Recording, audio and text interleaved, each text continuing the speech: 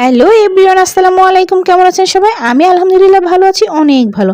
আমি সালমা আবারও হাজির হয়ে গেলাম আপনাদের সামনে আরেকটি বড় ভিডিও নিয়ে। আমি প্রায় 2 মাসের মতো হয়ে গিয়েছে এই পেজে কোনো বড় ভিডিও ছাড়ছি না। একটু ব্যস্ত ছিলাম, শারীরিক অসুস্থ ছিলাম, সেজন্য আর বড় ভিডিও ছাড়া হয়নি। এখানে আমি একটি বড় তাল বেগুন নিয়ে নিয়েছি, বা বড় বেগুন বা কালো বেগুন দিয়ে যা বলেন, আমি এটাকে তাল বেগুনই বলি।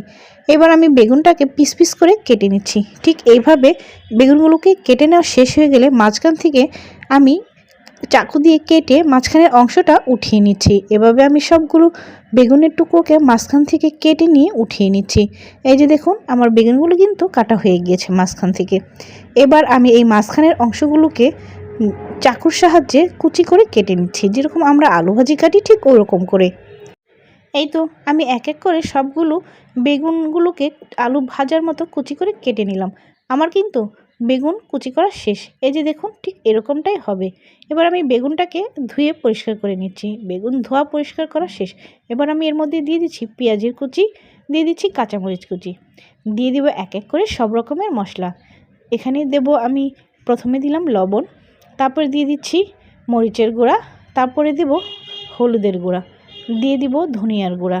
আমার সব উপকরণ দেওয়া শেষ। এবার আমি এটাকে ভালো করে মেখে নিচ্ছি।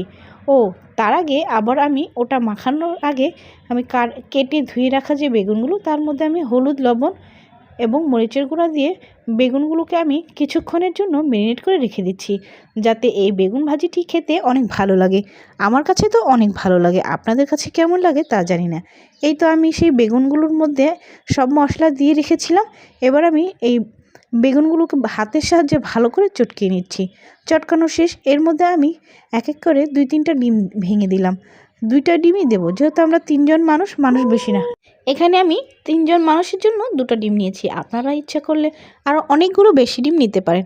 আমার যেহেতু 2টা ডিমেই হয়ে যাবে, তাই আমি 2টা ডিম নিয়েছি। ভালো করে বেগুনের সাথে মিশিয়ে নিচ্ছি।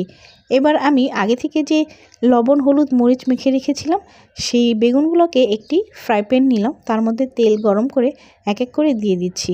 এবার বেগুনের মাঝখানেগুলোতে আমি একটি চামচের সাহায্যে ওই যে বেগুন কেটে ডিম দিয়ে যে পুরটা বানিয়ে রেখেছি, সেটা সবগুলো বেগুনের মধ্যে দিয়ে দিলাম। এবার আমি এটাকে কিছুক্ষণ অল্প আঁচে প্রায় 10 থেকে 5 মিনিটের মতো রেখে দেব। এবার আমি একটা একটা করে উল্টিয়ে নিচ্ছি। আমার বেগুনগুলো কিন্তু উল্টানো হয়ে গেছে, কিন্তু প্রথমটা উল্টাতে গিয়ে দেখি মাঝখানটা একটু কাঁচা রয়েছে, তাই সব কিছু বেরিয়ে যাচ্ছিল। পরে এই বড় দুটাকে আমি আবারও আস্তে আস্তে উল্টিয়ে দিলাম। দেখুন, একটা বের হয়েছে, তাতে কি হয়েছে, সবগুলো কিন্তু বের হয়নি। এই যে আমার বেগুন ভাজা কিন্তু প্রায় শেষের দিকে। আমার বেগুন ভাজিগুলো কিন্তু হয়ে গিয়েছে। এবার আমি